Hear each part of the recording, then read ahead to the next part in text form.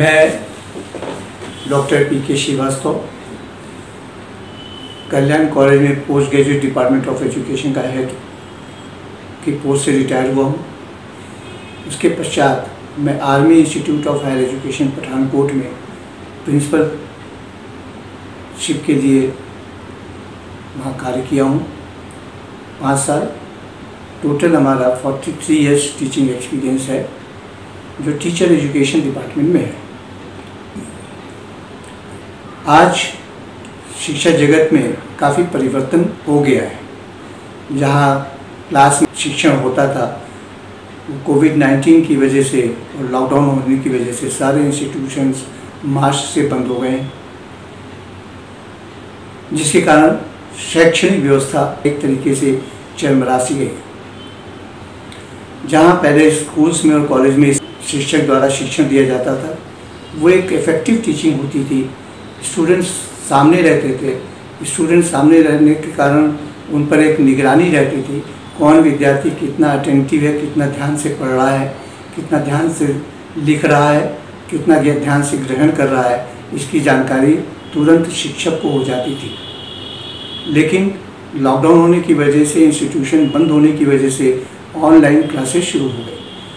अब इस online classes में वर्चुअल क्लासरूम की व्यवस्था लागू की है। वर्चुअल क्लासरूम में ये होता है कि शिक्षक अपने घर से बैठ करके ऑनलाइन शिक्षण करता है, पूरी क्लास से वो कनेक्ट होता है। जितने स्टूडेंट्स होते हैं वो अलाउ करके टीचर से जुड़ सकते हैं और शिक्षक अपना शिक्षण देता है। लेकिन वहाँ पर शिक्षक जो है वो विद्यार्थियों के संपर्क में जरूर रहता है, लेकिन पूरी क्लास की तरह वो शिक्षक विद्यार्थियों को नहीं देख सकता, जिसकी वजह से एक क्लास कंट्रोल एबिलिटी जो है वो थोड़ी सी प्रभावित होती है। टीचर जब शिक्षक क्लास लेता है तो वहाँ पर वो चैप्टर वाइज कोर्स को लेता है और चैप्टर वाइज कोर्स को ले करके उसमें जहाँ टॉपिक की आवश्यकता होती है, जैसे टॉपिक की आवश्यकता होती है, जैसी चीज़ों की आवश्यकता होती है, उसके अनुरूप वो परिवर्तन करता है।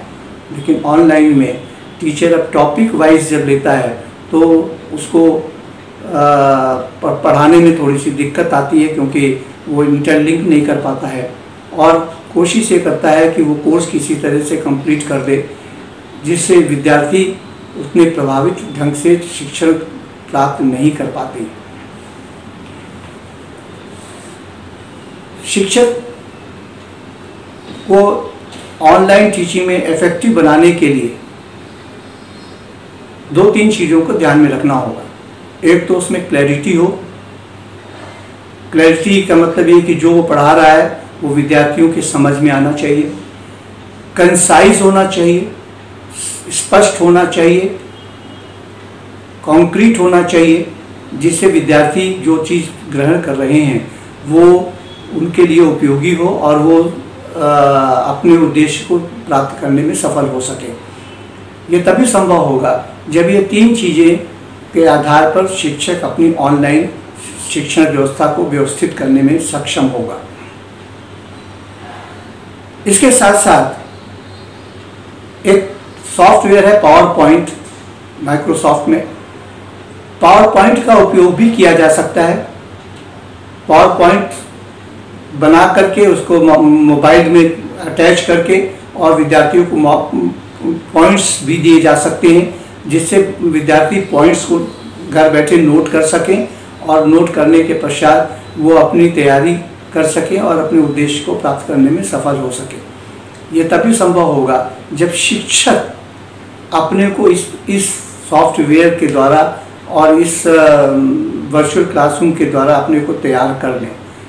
वो क्या रहा है कि शिक्षक तैयार नहीं है, शिक्षक सॉफ्टवेयर टेक्नोलॉजी के का उपयोग करने में सक्षम नहीं है या टेक्नोलॉजी सेवी नहीं है, तो वो टेक्नोलॉजी फोबिया होने के कारण वो अवॉइड करते हैं और कोशिश करते हैं कि जल्दी से जल्दी उनका लेक्चर ख़त्म हो जाए, उनका काम ख़त्म हो जाए, भले विद्यार्थी अपने उद्देश्य को प्राप्त कर सके न कर सके। इससे ज़रूरी है कि टीचर टेक्नो सेवी हों। टेक्नो सेवी के लिए आवश्यक होगा कि वो जो भी चीज़ें हैं वर्चुअल क्लासरूम से संबंधित उसके बारे में, और शिक्षण से संबंधित जो सॉफ्टवेयर है जैसे पावर पॉइंट है, वीडियो कॉन्फ्रेंसिंग है, ये सारी चीज़ें जो हैं ये शिक्षक को आनी चाहिए। प्रयास ये किया जाना चाहिए कि पहले शिक्षक को और विद्यार्थियों को इसकी ट्रेनिंग दी जाए। जब इनको इसकी ट्रेनिंग दी जाएगी तभी ये निडर होकर के और ज्ञान प्राप्त करने के पश्चात सही ढंग से इसका उपयोग कर सकेंगे और सही तरीके से ये अपने उद्देश्य को प्राप्त करने में सफल हो सकेंगे। टेक्नोलॉजी सेवी होने के लिए आवश्यक है कि इसकी प्रैक्टिस काफ़ी की जाए। प्रैक्टिस नहीं होने से घबराहट रहती है और उसमें फिर जब हम कहीं इधर उधर बटन दबा देते हैं तो वो बंद हो जाता है और हम लाइन से कट जाते हैं और हमारा शिक्षण कक्षा जो है वो हमारी प्रभावित हो जाती है। तो इस आवश्यक है कि हम इसको जब सीखें तो हम इसको प्रैक्टिस करते रहें तो उसमें थोड़ा सा टेक्नोफोबिया जो है वो दूर होगा और हम अपने कार्य में, शिक्षण कार्य में सफल हो सकेंगे। इसमें अच्छाइयाँ बहुत हैं, समय लगता है, विद्यार्थी इससे प्रभावित भी होते हैं, उनको नई चीज़ें मिलती हैं, लेकिन इसके दोष भी हैं। सबसे बड़ा दोष जो है कि हमें नेटवर्क सब जगह नहीं मिल पाता है। शहरी क्षेत्र में तो चलिए मान लेते हैं कि नेटवर्क की कोई प्रॉब्लम नहीं है, लेकिन ग्रामीण क्षेत्र में नेटवर्क की प्रॉब्लम है। जहाँ नेटवर्क नहीं जाएगा वहाँ उस जगह पर हम टेक्नोलॉजी बेस्ड वर्चुअल क्लासरूम व्यवस्थित करने में सक्षम नहीं हो पाएंगे।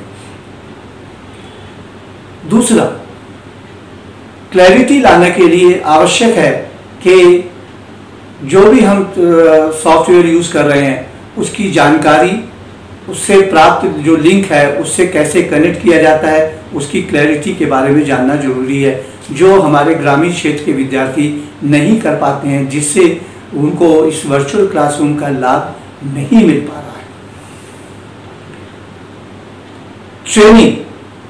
ट्रेनिंग बहुत ज़रूरी है। जो विद्यार्थी जिनको हमें वर्चुअल क्लास के बारे में बताना है उनको हमें ट्रेनिंग देना बहुत ज़रूरी है, अन्यथा हम अपने उद्देश्य में सफल नहीं हो पाएंगे। ट्रेनिंग के लिए आवश्यक है कि प्रत्येक विद्यार्थियों को पास वो गैजेट हो, वो स्मार्टफोन हो, जिससे कि वो क्लासरूम को अटेंड कर सकें। वो ना होने की वजह से भी हम अपने उद्देश्य में सफल नहीं हो पा रहे हैं। वर्चुअल क्लासरूम को सब कोने कोने तक, प्रत्येक विद्यार्थी तक नहीं पहुंचा पा रहे हैं। तो एक तो ये हो गया कि स्मार्टफोन इसके लिए बहुत ज़रूरी है, और स्मार्टफोन अफोर्ड नहीं कर पाते ग्रामीण परिवेश के लिए, तो वो बच्चे अलग थलग हो जा रहे हैं। टाइम पीरियड, समय, जो स्कूल में जहाँ पर हम 40 मिनट का पीरियड लेते थे और रोज़ हम पीरियड लेते थे, आज हमें ड्यूरेशन कम हो जाने की वजह से, नंबर ऑफ पीरियड्स कम हो जाने की वजह से हम पूरा कोर्स विद्यार्थियों तक जो हम रेगुलर फेस टू फेस में पहुंचाते थे वो हम नहीं पहुंचा पा रहे हैं। इस मेथड, इस वर्चुअल क्लासरूम के आधार पर हम डिस्कशन मेथड है या क्वेश्चन आंसर इफेक्टिव मेथड है, इनको हम उपयोग में सही ढंग से नहीं ला पाते, क्योंकि हम विद्यार्थियों से सही ढंग से कनेक्ट नहीं हो पाते। वर्चुअल क्लासरूम में क्लास कंट्रोल भी संभव नहीं हो पाता है, क्योंकि जब हम क्लास कंट्रोल करते हैं तो वहाँ पर विद्यार्थी सामने रहता है, और यहाँ पर हमें जब हम लेक्चर देते हैं तो हमें विद्यार्थी नहीं दिखाई पड़ता। जब विद्यार्थी को प्रश्न करना होता है तो विद्यार्थी क्लिक करता है, तो हम विद्यार्थी से 1-to-1 कांटेक्ट कर पाते हैं। ये डिफेक्ट्स हैं। अगर इन डिफेक्ट्स को दूर कर दिया जाए तो हमारी जो टीचिंग है वो इफेक्टिव हो सकती है, और आवश्यक है इसके लिए कि टीचर अपना सहयोग पूर्ण रूप से प्रदान करें। तो सर, ये जो टीचिंग आवर्स कम हो जाने के कारण, पीरियड्स कम हो जाने के कारण कोर्स को हैंडल कैसे किया जाए? इसमें एक तरीका ये है कि जो डिफ़िकल्ट पार्ट्स हैं उसके लिए वो ऑनलाइन टीचिंग करें, और जो आसानी से कर सकते हैं उसमें वो गाइडेंस दे करके उनसे क्वेश्चन आंसर या असाइनमेंट के रूप में नोट्स ले करके और उसको चेक करके और उसको ऑनलाइन उनको गाइडेंस दे करके उसमें सुधार किया जा सकता है, तभी कोर्स कंप्लीट हो सकता है, तभी सारे टॉपिक्स और सारे चैप्टर्स की नॉलेज विद्यार्थी को हो सकती है। ऐसे सारे चैप्टर्स और सारे टॉपिक की नॉलेज ऑनलाइन संभव नहीं हो पाएगा। तो क्या तैयार नोट्स बच्चों को भी दिया जा सकता है? हाँ, तैयार नोट्स बच्चों को दिया जा सकता है, ऑनलाइन प्रेजेंट किया जा सकता है। Thank you sir. Thank you.